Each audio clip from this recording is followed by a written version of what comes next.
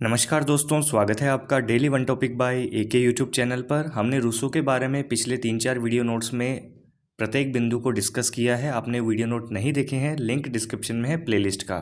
साथ ही अन्य वीडियोस जो चैनल पर उपलब्ध है उनके भी प्लेलिस्ट में लिंक दे रखे हैं। टेलीग्राम चैनल को ज्वाइन कर लीजिए। चैनल पर नए हैं तो सब्सक्राइब करके बेल आइकन प्रेस जरूर कर लेना।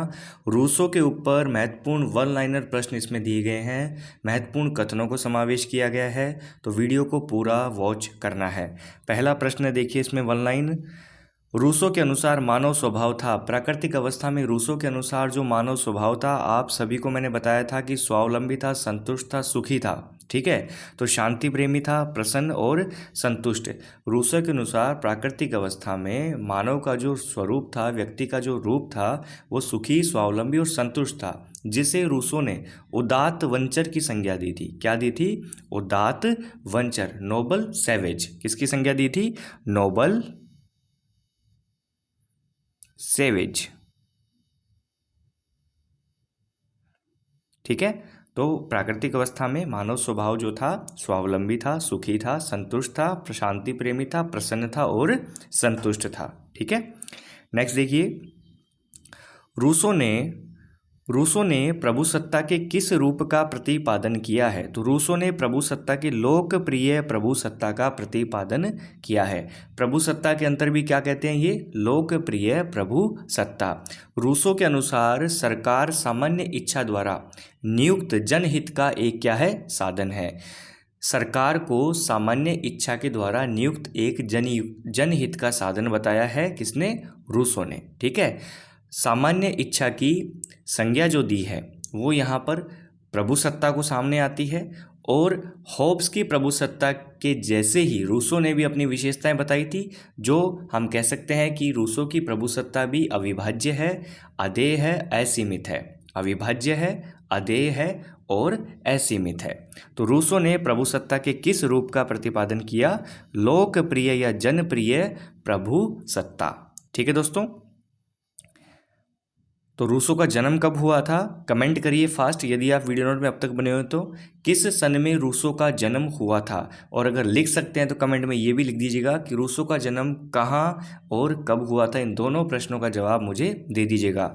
हमने रूसो के परिचय में इससे संबंधित बातचीत की थी, जिसमें हमने आपको बताया था रूसो का सामान्य परिचय और रूसो से संबंधित कुछ महत्वपूर्ण रचनाएं, जिसमें कन्फेशंस थी, discourses on the science and arts था, discourses on the origin and basis of inequality थी, इमाइल थी, ऑन एजुकेशन थी। इन सभी बातों का, और साथ में एक महत्वपूर्ण रचना थी सोशल कॉन्ट्रैक्ट। इन सभी रचनाओं के बारे में भी हमने बातचीत की थी।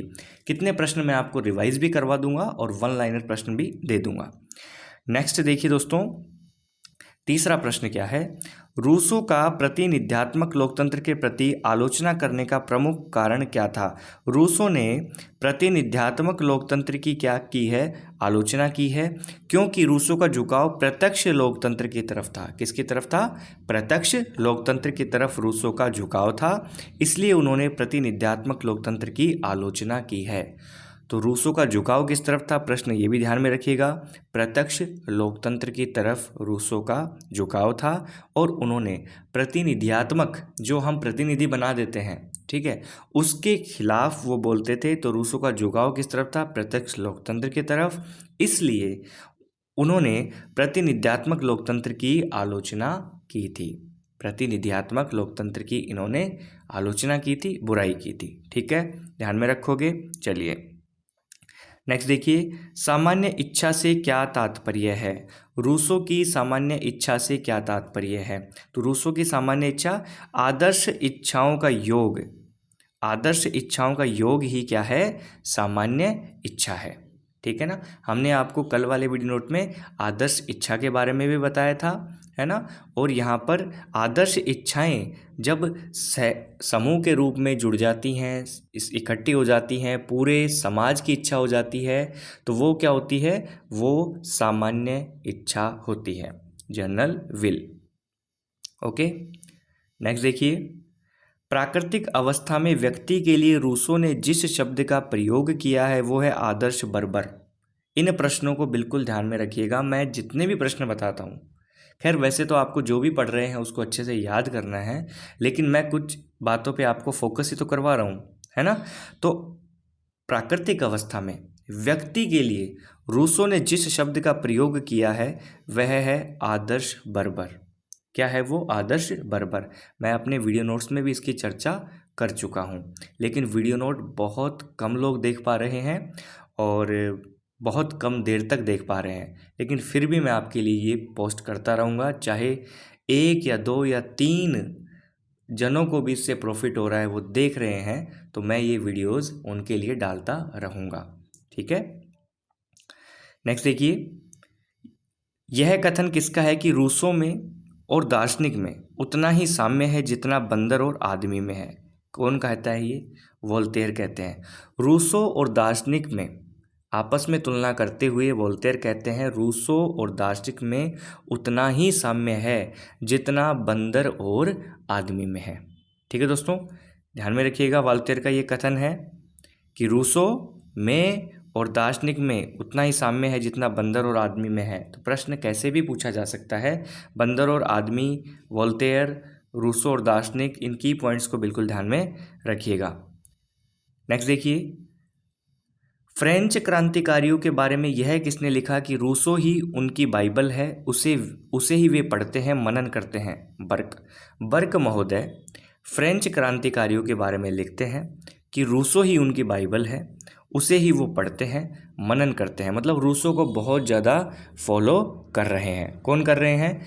फ्रांसीसी क्रांतिकारी, मतलब फ्रेंच क्रांतिकारी। तो फ्रेंच क्रांतिकारियों के बारे में बर्क महोदय लिखते हैं कि रूसो ही उनकी बाइबल है, उसे ही वो पढ़ते हैं और मनन भी करते हैं। ठीक है, क्लियर हुई चीज़ें? यहाँ तक कोई दिक्कत?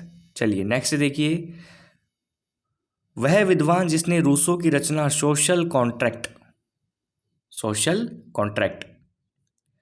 को राजनीति शास्त्र की एक सर्वोत्तम पाठ्य पुस्तक कह दिया। कोल महोदय ने रूसो की सोशल कॉन्ट्रैक्ट को राजनीति शास्त्र की सर्वोत्तम पाठ्य पुस्तक या पुस्तक कह दिया।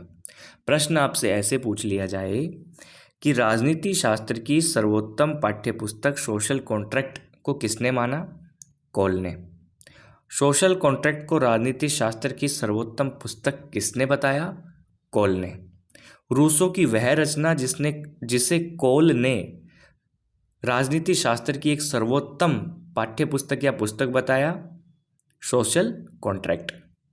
ठीक है, नेक्स्ट देखिए, रूस को जैकोबिन निरंकुशवाद का जन्मदाता किसने कहा? डुगवी महोदय ने रूस को जैकोबिन निरंकुशवाद का जन्मदाता कहा।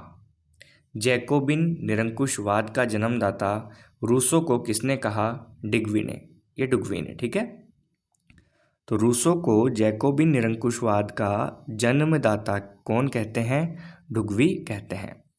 नेक्स्ट देखिए प्रश्न, सोशल कॉन्ट्रैक्ट की प्रति प्राप्त करने के बाद धन्यवाद पत्र में यह किसने लिखा कि श्रीमान जी, मैंने मानव जाति विरोधी आपकी नवीन पुस्तक प्राप्त की है, जिसके लिए आपको धन्यवाद।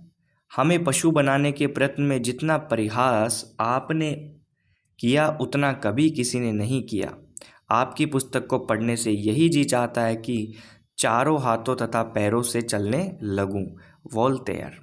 वोल्टेयर ने सोशल कॉन्ट्रैक्ट पर आलोचना व्यंग्यात्मक रूप से ये कहते हुए लिखा धन्यवाद पत्र में रूसो को कि भाई ये पुस्तक हमें पशु बनने पर मजबूर कर रही है।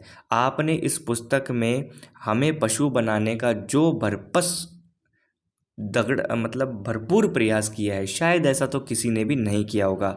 इस पुस्तक को पढ़ने के बाद मुझे तो लगता है कि मैं मेरे चारों जो मेरे हाथ पैर हैं इनसे मैं चलने लगूं एक पशु की भांति, क्योंकि आपने हमें पशु बनाने का बहुत बड़ा प्रयास किया है। आपने मनुष्य का इस प्रकार से ही वर्णन किया है। सोशल कॉन्ट्रैक्ट की प्रति प्राप्त करते समय ये किसने कहा? वोल्टेयर ने। ठीक है साहब, जिसमें आपको ये भी पूछा जा सकता है कि सोशल कॉन्ट्रैक्ट को पढ़कर यह किसने कहा कि पढ़ने से यही जी चाहता है कि चारों हाथों तथा पैरों से चलने लगूं? वोल्टेयर। नेक्स्ट देखिए, रूसो का प्रभु सत्ताधारी हॉब्स का लेवियाथन है जिसका मस्तक काट दिया गया है वाहन। वाहन कहते हैं कि रूसो का प्रभु सत्ताधारी हॉब्स का कटा हुआ लेवियाथन है, सर कटा लेवियाथन है, सर कटा लेवियाथन है। ये किसने कहा? वाहन ने। ठीक है ना, ये ध्यान में रखना है हमें। रूसो ने कितने प्रकार की शासन प्रणालियां मानी? रूसो ने 4 प्रकार की शासन प्रणालियां मानी, राजतंत्र, कुलीन तंत्र, प्रजातंत्र और मिश्रित शासन। राजतंत्र, कुलीन तंत्र, प्रजातंत्र और मिश्रित शासन।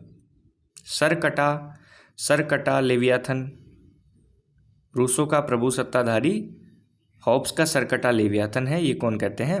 वाहन कहते हैं। यह मत किसका है कि जैसे ही कोई राष्ट्र अपने प्रतिनिधियों को नियुक्त करता है वह अपनी स्वतंत्रता खो देता है? रूसो। ये कथन रूसो का है कि जैसे ही कोई राष्ट्र अपने प्रतिनिधि नियुक्त करता है तो वह अपनी स्वतंत्रता त्याग देता है, खो देता है। रूसो ने प्रभु सत्ता का आधार किसे माना? जन स्वीकृति को। रूसो ने प्रभु सत्ता का आधार किसे माना है? जन स्वीकृति को। रूसो की प्रभु सत्ता का आधार क्या है? जन स्वीकृति। जन स्वीकृति को प्रभुसत्ता का आधार मानने वाले रूसो। यह कथन किसका है कि जब रूसो ही हमको सामान्य इच्छा का पता नहीं दे सका तो इस सिद्धांत का प्रतिपादन का लाभ ही क्या हुआ? रूसो ने हमें एक ऐसे अंधकार में छोड़ दिया जहां हम सामान्य इच्छा के बारे में अच्छी तरह से सोच भी नहीं सकते।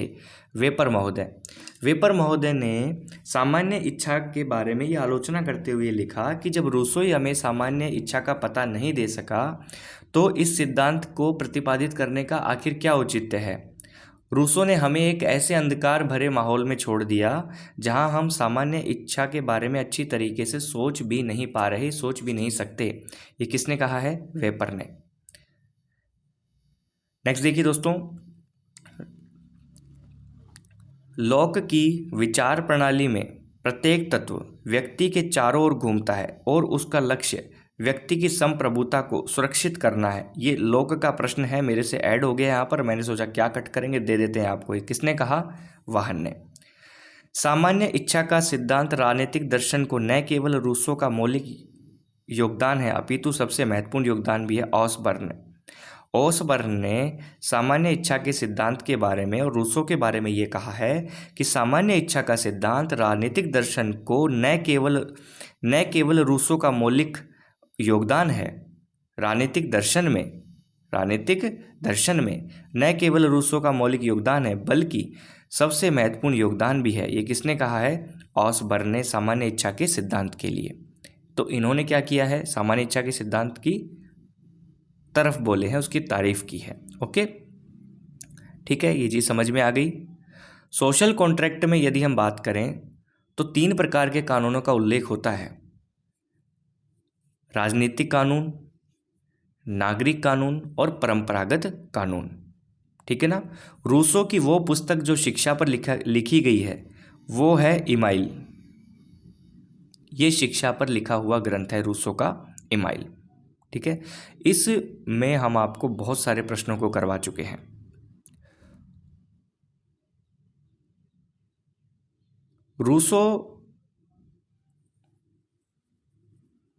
रूसो की जो पुस्तक है सोशल कॉन्ट्रैक्ट, उसकी पहली पंक्ति में लिखा हुआ है मनुष्य स्वतंत्र पैदा हुआ किंतु सर्वत्र जंजीरों से जकड़ा हुआ। और अंतिम पंक्ति में क्या लिखा हुआ है? अंतिम पंक्ति में लिखा हुआ है कि मनुष्य को स्वतंत्र होने के लिए बाध्य किया जाना चाहिए। स्वतंत्र होने के लिए मनुष्य को स्वतंत्र होने के लिए बाध्य किया जाना चाहिए। ठीक है, सोशल कॉन्ट्रैक्ट में लिखा हुआ है। ओके,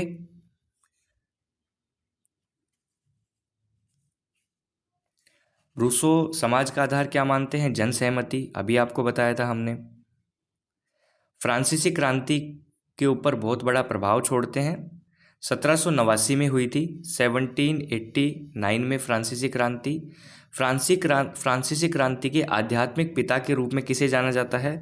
रूसो को। ध्यान में रखिएगा, फ्रांसीसी क्रांति के आध्यात्मिक पिता के रूप में रूसो को जाना जाता है।